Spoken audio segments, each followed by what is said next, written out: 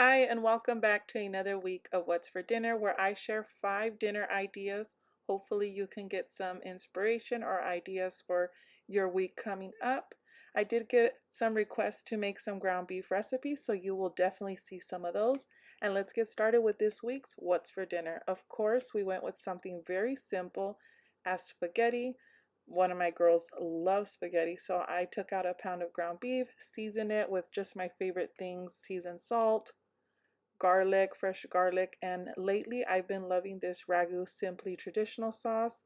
The only difference with this one is that they don't add sugar to it, so I'm adding that to my ground hamburger already, and then I'm just gonna let this cook on low, put a lid on it while my pasta cooks, and then I'm gonna serve this up. On this week, we definitely were busy with school and just ending up the school year. I served it over spaghetti, and then we just had a few garlic breads that I found in the freezer. This definitely would have gone great with a salad, but I was fresh out, so I only had it with the spaghetti and the garlic bread, and that was dinner for today. On this day, we had animal style fries and burgers.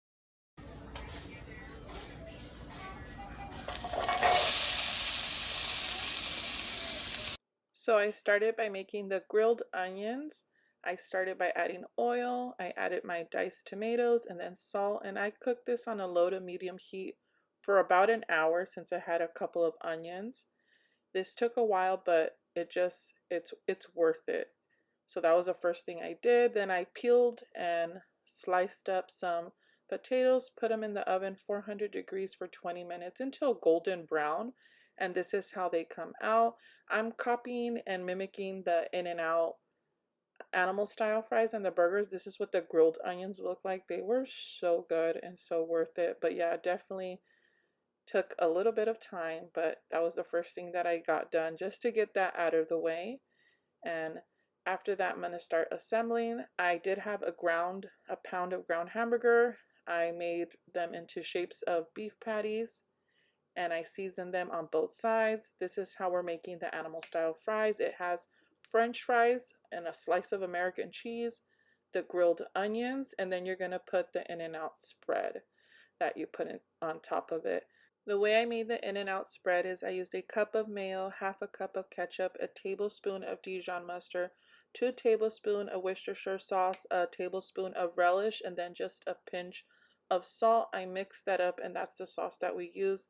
It resembled very good to the In-N-Out spread sauce, and then we added that on top. We also added it to the burgers. If you go to In-N-Out, they serve that on their burgers as well. And then I just toasted up my buns with the hamburgers that I was cooking, and it was so good. Now that I have my buns nice and toasty, I put a little bit of the spread sauce. I still didn't have lettuce or tomato on this day. Definitely would have been so good on top of the burger, but I just worked with what I had. So I added my patty, and then I just added half of a slice of cheese because one of my girls wanted half of cheese and I didn't want that cheese to go to waste, so I just put it on my burger. And then I added the grilled onions to my burger, and then as well as I found some pepperoncinis in my fridge, so I added that. Usually when I go to In-N-Out, I like to get those hot peppers, and those are so good. And I added that. Like I said, lettuce and tomato would have gone, oof, would have been so much better, but this was so good. My girls loved it, and this makes dinner time so fun for them, especially with summer coming out and grilling. But this was done all indoors, so this is my dinner on this day. Have the animal style fries with the animal style burger. Really good, and my kids really enjoyed it, so it was a win. On this day, I made lasagna, but instead of using ground beef, I used some ground turkey. I usually like to use ground beef and ground chicken. Ground turkey has a very strong flavor to it, so what I do is I add beef bouillon. That's what you see, that brown part in it. I use seasoned salt and of course fresh minced garlic. Really gives it a good flavor. And then I added the ragu sauce. Here to my lasagna, I use cottage cheese, but this is the first time that I blended it since my kids don't like the little curdles of the cheese. of the cottage cheese, so I used that. I added the little bit left of Parmesan cheese that I had in there as well, grated. There's also an egg in there that's mixed up, some mozzarella cheese and Italian seasoning, salt and pepper to that, and that's gonna be the cheese sauce that's gonna go in the middle. Of course, ricotta is really good with it too, but I didn't have any ricotta, so I just used the cottage cheese. That's what I had. And now this is my favorite oven-ready lasagna. I love this one. I don't have to boil it, and it just looks really nice. So to a baking container or casserole, I'm going to be adding the meat sauce to it so that nothing burns or sticks. And once I have my layer, this is what the oven-ready lasagna sheets look like. And then I'm going to put about 3 because 3 fits in here perfectly. And then I'm gonna do a little layer of the meat sauce and then another layer of the cheese sauce. And I'm just trying my best not to leave any corner without sauce, even though I did miss a few spots, just so that it makes sure that it's fully cooks and also doesn't dry out. So then I just repeat this process a couple of times until I get to the last layer, and then the last layer I add mozzarella cheese. I also add a few Italian seasonings on top. I'm gonna cover this with aluminum foil, set this in the oven for 400 degrees for about an hour, and then sometimes I'll take off the aluminum foil and let it cook for another 10 minutes just so it could get bubbly, but I didn't do that on this day. Now, if you ever want to make lasagna and you're just a family, a small family, or you just don't want to make a big one, I do this. It's a lasagna loaf. I use a loaf pan and I make my lasagna on there. So just wanted to share that with you. I was out of the garlic bread, so I used my pizza dough recipe. I melted butter. That's what you see here. I added some garlic powder. I added some Parmesan cheese and some parsley as well, and I melted that down. I formed my pizza dough into breadsticks and I added that and I baked those for 400 degrees. Yeah, at 400 degrees about 18 minutes until they were golden brown. I've already made a recipe video on how to make that pizza dough. I'm sorry, I've already made a video on the pizza dough. This is the lasagna loaf. It didn't have any cheese blend. That's why I made it, because my daughter didn't want the cheese blend, just the meat sauce and the pasta, and it came out really good. She loved it. So I'm here going back to the breadsticks. I'm adding that sauce on top and then I'm going to bake it in the oven. I've already made a video on how to make this pizza dough recipe. I use it quite often and I use it for pizza dough or breadsticks. So I will link down that video if you guys are interested. This is the lasagna. I let it set for 10 minutes out. It's still hot, but I just let it set for 10 minutes and it cuts perfectly. This is what the breadsticks look like. They were amazing. These garlic Parmesan breadsticks. My kids love them. And then of course we made a salad. We finally got lettuce. And it's just a simple Caesar salad, romaine lettuce that my daughter makes.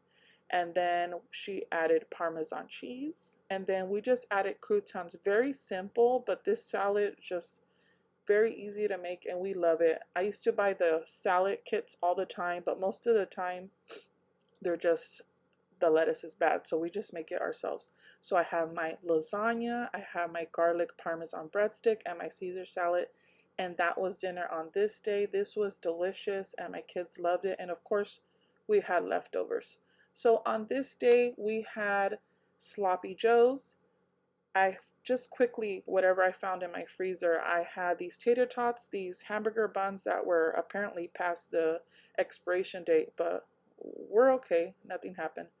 And then I had a can of sliced carrots, the can of the sloppy joe sauce, so we just did best with what we can. So since I know these take the longest to cook, I put those in my air fryer for about 20 to 25 minutes. In a pan, I just put some oil and then cooked up the ground hamburger, seasoned it, and I love buying these packs from Costco. They defrost quickly and it's just very convenient to have them, and you can just make different meals out of them. I added some garlic powder and then my seasoned salt and then my minced garlic. I don't add too much since the sloppy joe sauce has already some seasonings in it. I wasn't going to share this meal because I thought it was just too simple, but no, this is real life. This week my girls were finishing up assignments and we were just busy, and these kinds of meals are what gets us fed. One of my girls was not interested, so I made her mac and cheese, and all I did was cook the macaroni noodles, added butter, salt, pepper, a little tomato sauce, and some cheddar cheese, and that'll do her.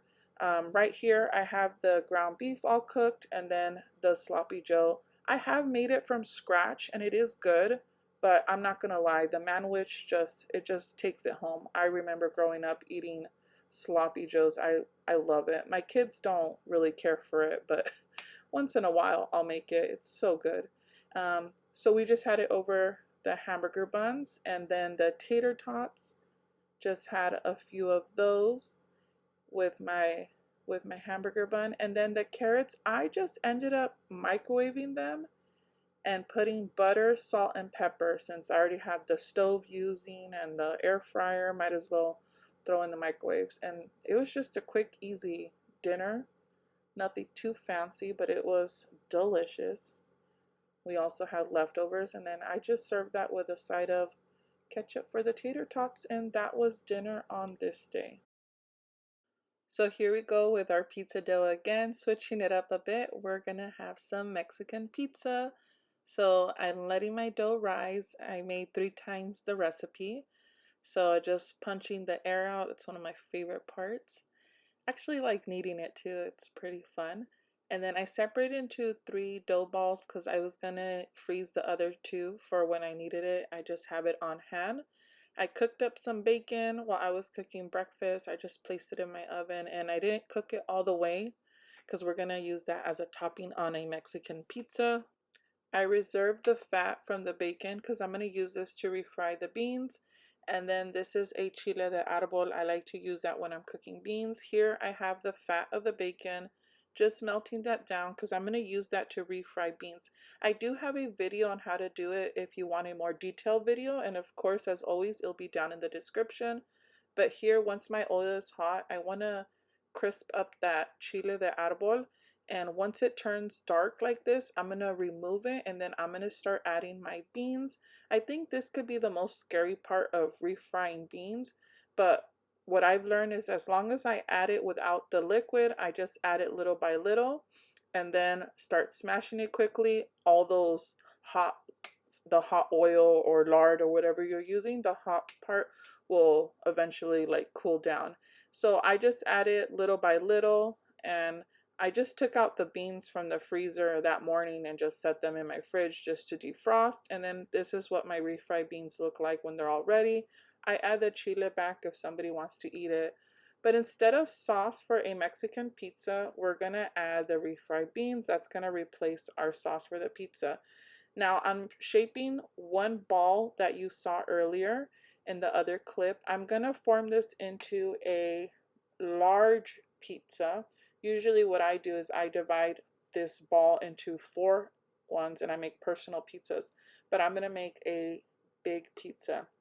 And you can shape this any way you want, but I was just trying to get it as round as possible. This dough is nice and soft and easy to work with. If it ever does get sticky, just add flour. So then I'm setting my rolling pin, and then I'm just rolling it back and forth until I get the shape that I really want and that I'm okay with. And then I'm just flattening. Sometimes the edges can puff up on me, so just flattening it down and making sure it's not too thin but not too thick, just the right consistency for me. So I just really have to play around with the dough. I have it set on a baking pizza dish here that I'm gonna cook, and I have my oven preheated at 400 degrees.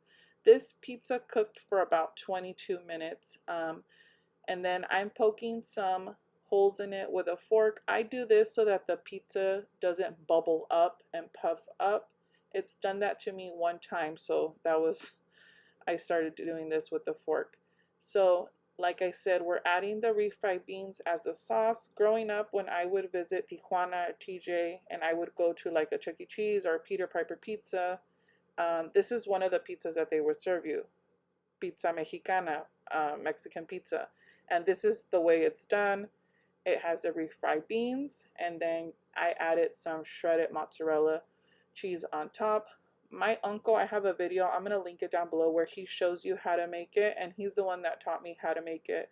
And he just made sure you have like the right amount of ingredients. He told me that was like one of the most important steps. You don't want too much or too little. It has to be just right, so that none of them overpower, but you just get that perfect bite. And I think I nailed it. So I just added the cheese, and then I'm only using 2 pieces of bacon.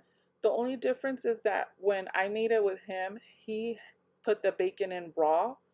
And I've done that before, and I can never get the bacon to crisp up because he bakes it at 500 degrees and I bake mine at 400 because I wasn't trying to sweat in my apartment, and I just find it a good ground at 400. So I add the bacon, almost cooked, and then I'm using beef chorizo, and I'm just ripping little pieces of it and adding it to wherever I find a little spot. So the toppings are refried beans, cheese, bacon, chorizo, and then the last topping is gonna be jalapenos that I'm gonna add on top.